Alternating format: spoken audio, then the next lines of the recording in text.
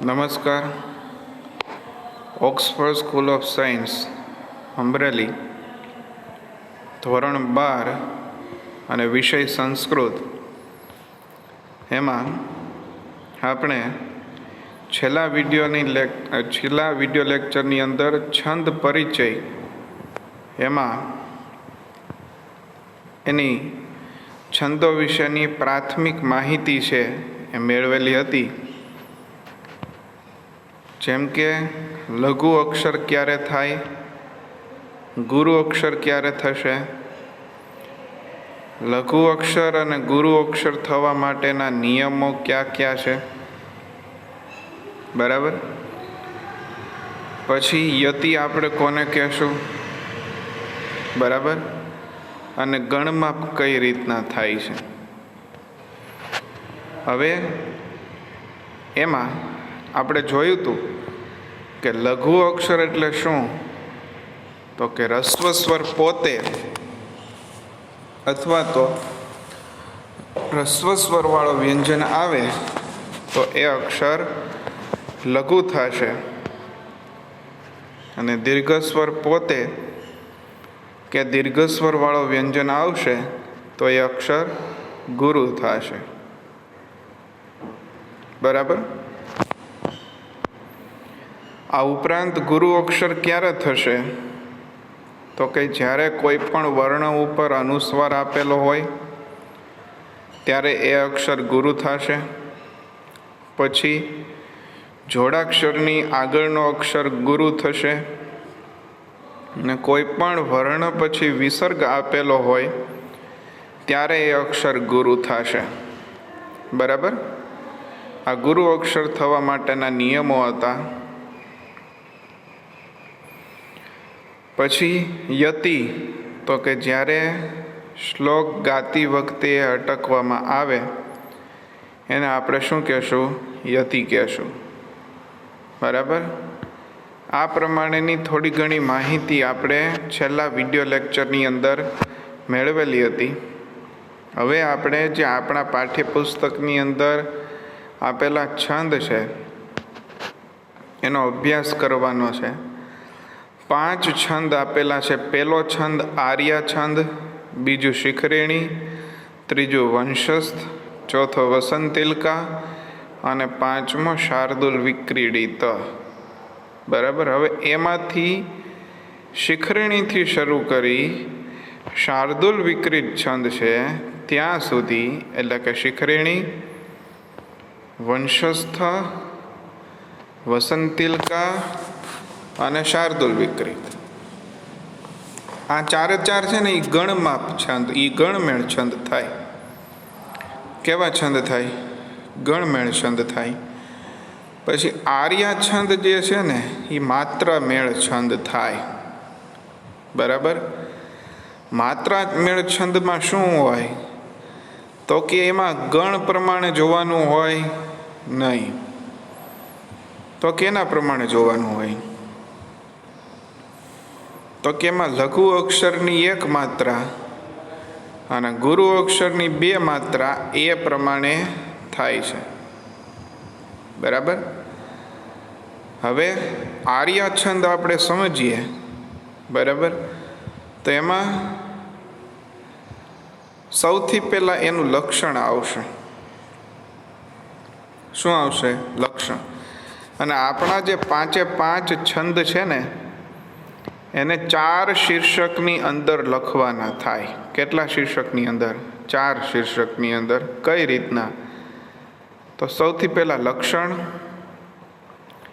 પછી એનું બંધારણ, ત્રીજું આવશે ઉદાહરણ અને ચોથું આવશે સમજૂતી. 2 માર્કનો છંદ પૂછાય એટલે આ 4 વિભાગ, 4 શીર્ષક અને ચારેયના અડધો માર્ક ગણો એટલે 2 માર્ક થાય, બરાબર. લક્ષણનો અડધો માર્ક, બંધારણનો અડધો માર્ક, ઉદાહરણનો અડધો માર્ક અને સમજૂતીનો અડધો માર્ક, બરાબર.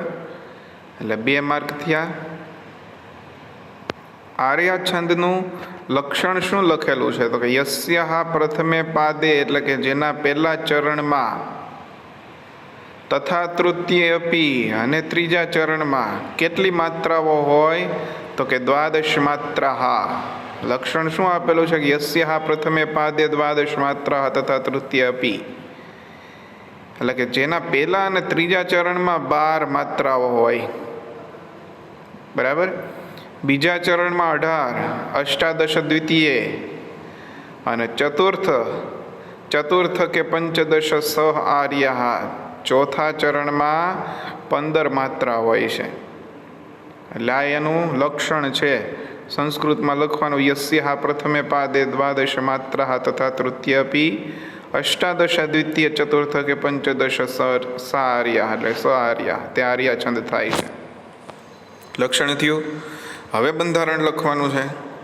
બંધારણમાં હું લખશું તો કે આર્ય છંદમાં પહેલા અને ત્રીજા ચરણમાં 12 માત્રાઓ હોય છે, બીજા ચરણમાં 18 માત્રા હોય છે અને ચોથા ચરણમાં 15 માત્રા હોય છે. 12, 18, 15 યાદ રાખવાનું. ઉદાહરણ તો કે વ્યસને મિત્ર પરીક્ષા, શૂર પરીક્ષા, રણાંગણે ભવતી, વિનયે ભૃત્ય પરીક્ષા, દાન પરીક્ષા, ચતુર્ભિક્ષે એવું ઉદાહરણ આપેલું છે. એટલે ત્રીજું શીર્ષક ઉદાહરણ થયું. હવે એમાં જો તમારે લઘુગુરુની માત્રા કરવી હોય ને, બરાબર, તો તમે એટલું યાદ રાખો કે લઘુ અક્ષરની 1 માત્રા અને ગુરુ અક્ષરની 2 માત્રા, બરાબર. એટલે એવી રીતના થઈને પહેલા અને ત્રીજા ચરણમાં 12 માત્રાઓ થાય છે. તમે જોજો 12 માત્રા થાય. જો વ્ય એટલે 1, સ એટલે 1, ન એટલે 2. તમને જો આમાં લખેલું જ છે, બરાબર. વ્ય એટલે 1, સ એટલે 1, ની એટલે 2, મી એટલે 2, બરાબર. જોડાક્ષરની આગળનો અક્ષર ત્ર એટલે 1, પ એટલે 1, રી એટલે 2 અને ક્ષા એટલે 2. વ્યસન મિત્ર પરીક્ષા એમ 12 માત્રા થાય, બરાબર. પછી બીજા ચરણ જે છે એમાં કેટલી માત્રા તો કે 18 માત્રા, એ પણ લખેલી છે, બરાબર. એટલે એ પ્રમાણે તમે માત્રા જોજો અને તમને ન ખ્યાલ આવે તો મને વ્યક્તિગત સંપર્ક કરજો.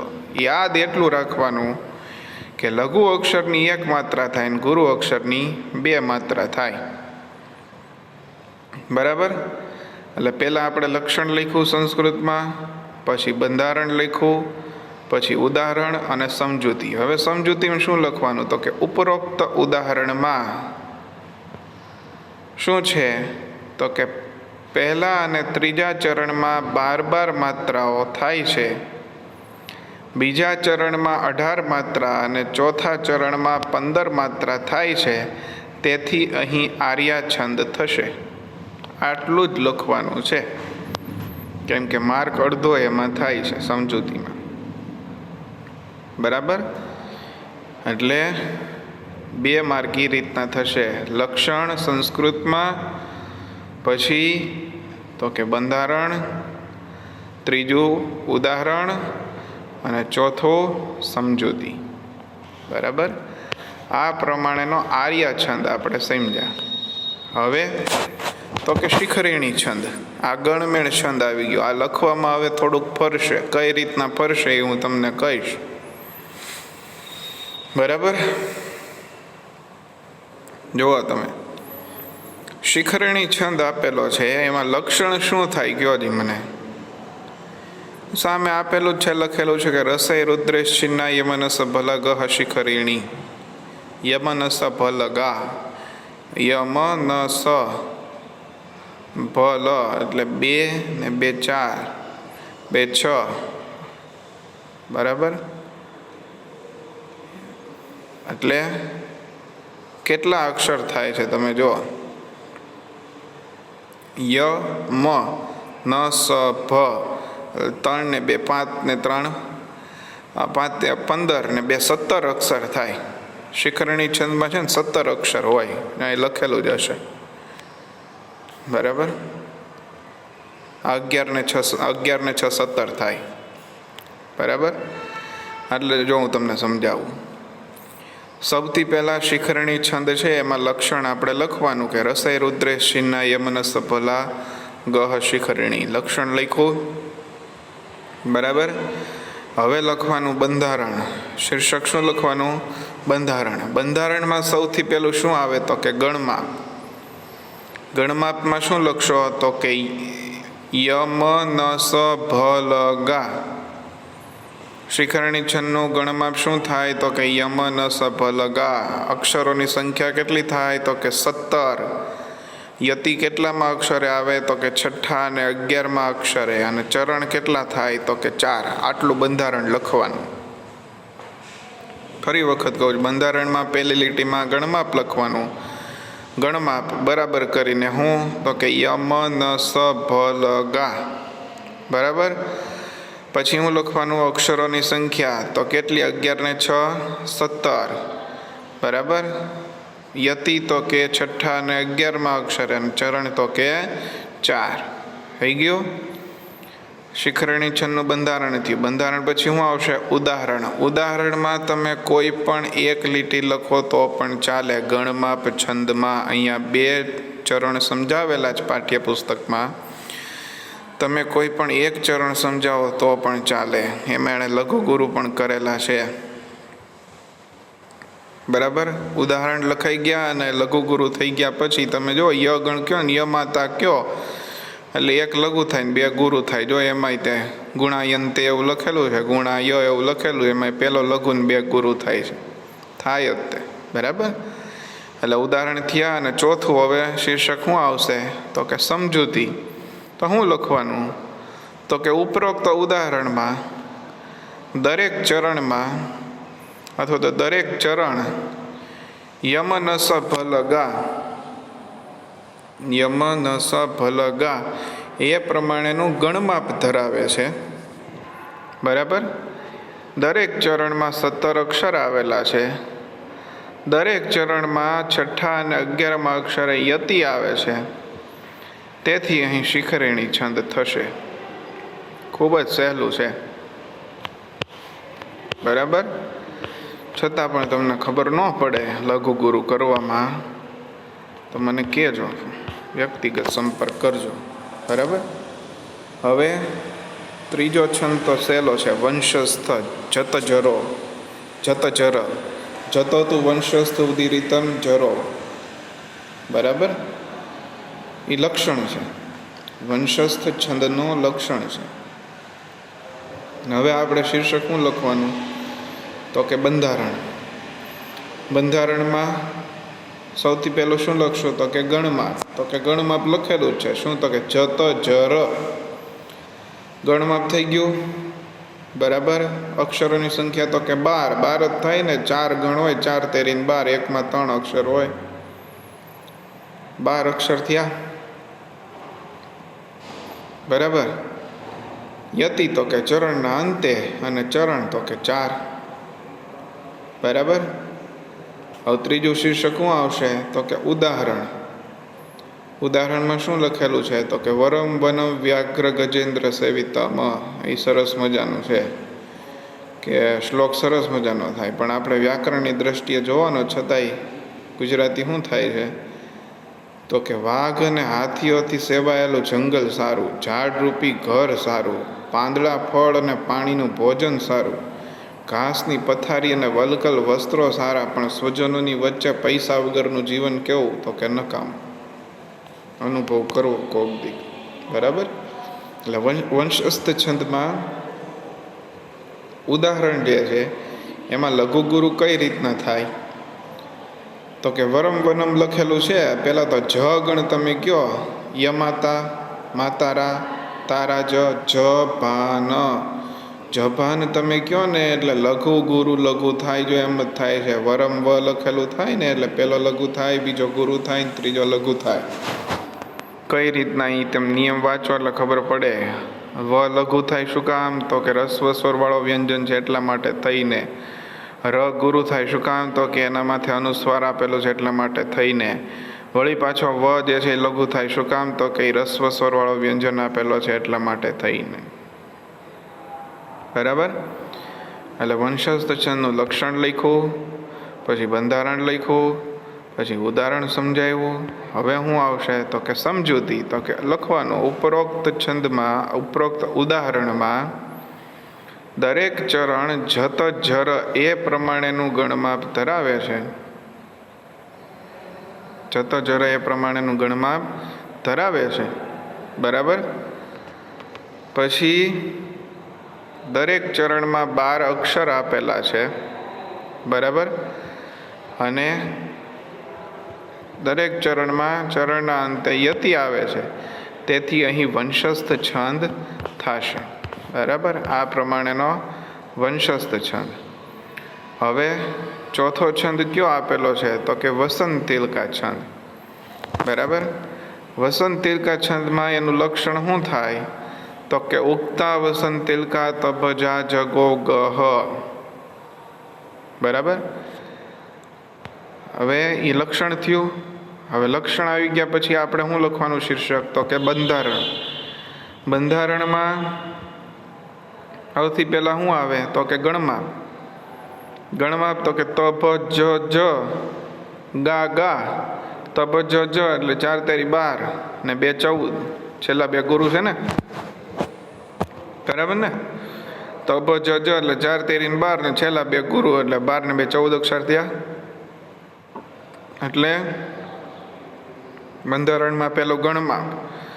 ગણમાપમાં શું લખવાનું તો કે તભ જ ગા ગા. પછી અક્ષરોની સંખ્યા તો કે 14.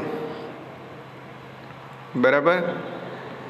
પછી તો કે યતિ. તો કે ચરણના અંતે યતિ આવશે. બરાબર. અને ચરણ તો કે 4. હવે ત્રીજું શીર્ષક શું આવે તો કે ઉદાહરણ. તો કે નિંદંતુ નીતિ નિપુણા યદિવાસ્તુ વંતુ લક્ષ્મી સમાવિશતુ ગચ્છતુ વા યથેષ્ટિમાં. એટલે કે નીતિશાસ્ત્રમાં નિપુણ લોકોના સ્તુતિ કરો કે નિંદા કરો. લક્ષ્મી આવો કે ઈચ્છા મુજબ ચાલી જાઓ. આજે જ મૃત્યુ થાઓ કે યુગો પછી થાઓ. પણ ધૈર્યશીલ પુરુષો જે છે ને પોતાના પથ ઉપરથી ચલિત થતા નથી. નીતિશાસ્ત્રના બધા શ્લોકો છે. એટલે ઉદાહરણમાં પેલું એક જ ચરણ આપણે સમજાવવાનું છે. તભ જ ગા ગા. ત વર્ણ તમે કયો એટલે યમતા માતારા તારા જ. બરાબર. તારા જ એટલે 2 ગુરુ થાય ને 1 લઘુ થાય. તમે જો નિંદંતુ એમ જ થાય છે. ની ગુરુ થાય જોડાક્ષરની આગળનો અક્ષર. દ જે છે ઈ તે ગુરુ થાય જોડાક્ષરની આગળનો અક્ષર. તું જે છે રસ્વ સ્વર એટલે દીર્ઘ સ્વર વાળો વ્યંજન છે એટલે લઘુ થાય. એ રીતના તમારે લઘુ ગુરુ કરવાના. બરાબર. એટલે એ લઘુ ગુરુ થયા. નીતિ નિપુણા હા તમે કયો ને તો એ તે પ્રમાણે થાય. કયો ગણ હવે કરવાનો તો કે ભ ગણ કરવાનો. યમાતા માતારા તારા જ રાજભા જભાન ભાનસ. એટલે ભાનસ એટલે 1 ગુરુ ને બાકીના 2 લઘુ આર્યા લખ્યા. જો નીતિ ન છે તો ની ગુરુ થાય દીર્ઘ સ્વર વાળો વ્યંજન. ભાનસ એટલે ગુરુ થયો ભા. ન સ એટલે લઘુ થવો જોઈએ 2. આ ત અને ન 2 લઘુ થયા નીતિ ન. બરાબર. પછી તો કે જ ગણ. યમાતા માતારા તારા જ રાજભા જ ભા ન. જ એટલે લઘુ થાય. ભા એટલે જ ભા ન. ભા એટલે ગુરુ થાય. ન એટલે લઘુ થાય. જો પ જે છે લઘુ થાય. અણ ગુરુ થાય છે ને ય લઘુ થાય છે. એ થાય જ. એ પ્રમાણે તમે પ્રયાસ કરજો. ન થાય તો મને સંપર્ક કરજો મારો. બરાબર.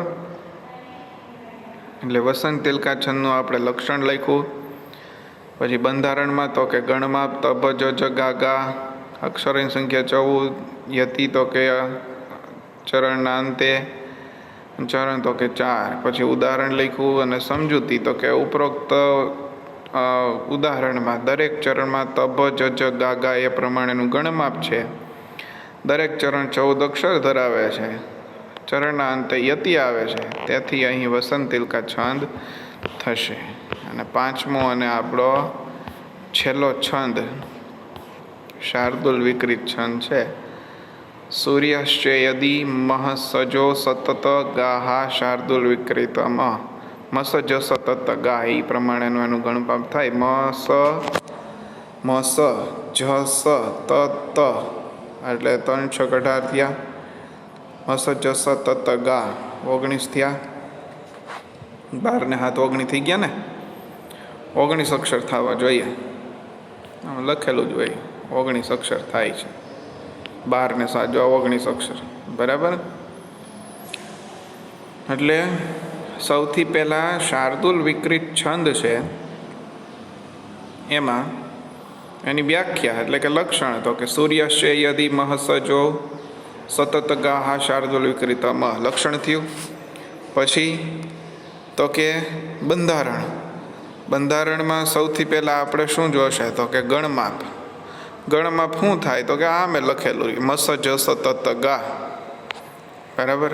ગણમાપ થયું. પછી અક્ષરોની સંખ્યા તો કે 19. બરાબર. યતિ તો કે 12મા અને 7મા અક્ષરે. બરાબર. 12મા અને 7મા અક્ષરે યતિ અને ચરણ તો કે 4. બંધારણ થઈ ગયું. હવે ઉદાહરણ એક જ લીટી પહેલી સમજાવી. યા કુંદે તુષાર હાર ધવલ યા શુભ્ર વતસ્ત્રા મૃતા. બરાબર. હવે કયો પેલો ગણ કીધો મ ગણ કીધો મા તારા ત્રણેય ગુરુ થવા જોઈએ. જો યા કુંદે ત્રણેય ગુરુ થાય છે. યા દીર્ઘ સ્વર વાળો વ્યંજન છે એટલે ગુરુ થાય છે. ક જે છે એ જોડાક્ષરની આગળનો અક્ષર છે એટલે ગુરુ થાય છે. અને દે જે છે એ આપેલો છે દીર્ઘ સ્વર વાળો વ્યંજન છે એટલે ગુરુ થાય છે. પછી સ ગણ આપેલો છે યમાતા માતારા તારા જ રાજભા જભાનમ ભાનસ નસલ સ લ ગા 2 લઘુ થઈને ગુરુ થાય. જો એ પ્રમાણે થાય છે. દ ત અને શ 2 લઘુ થાય છે. બરાબર. અને શા ગુરુ થાય છે. એ પ્રમાણે લઘુ ગુરુ થાય. ઉદાહરણ લખાઈ ગયા પછી આપણે સમજૂતી લખવાની કે ઉપરોક્ત ઉદાહરણમાં દરેક ચરણ જે છે એ મસ જસ તત ગા એ પ્રમાણેનું ગણમાપ ધરાવે છે. દરેક ચરણમાં 12મા અને 7મા અક્ષરે યતિ આવે છે. દરેક ચરણમાં 19 અક્ષરો આવેલા છે. તેથી અહીં શાર્દુલ વિકૃત છંદ થશે. બરાબર. આ પ્રમાણેના આપણા 5 છંદ થશે. છતાં પણ તમને ખ્યાલ ન આવે તો વ્યક્તિગત સંપર્ક કરવો. પણ લઘુ ગુરુ ખબર ન પડે તો પહેલાં નિયમો વાંચવા અને પછી મને કહેજો. 12મા ધોરણના વિદ્યાર્થીઓ છો એટલે આપણે છંદ કઈ રીતના ભણેલા છીએ એ તમને ખબર છે. બરાબર. છતાં પણ કંઈ પ્રશ્ન હોય તો વ્યક્તિગત સંપર્ક કરવો. બરાબર. નેક્સ્ટ વિડીયો લેક્ચરમાં મળશું. ધન્યવાદ.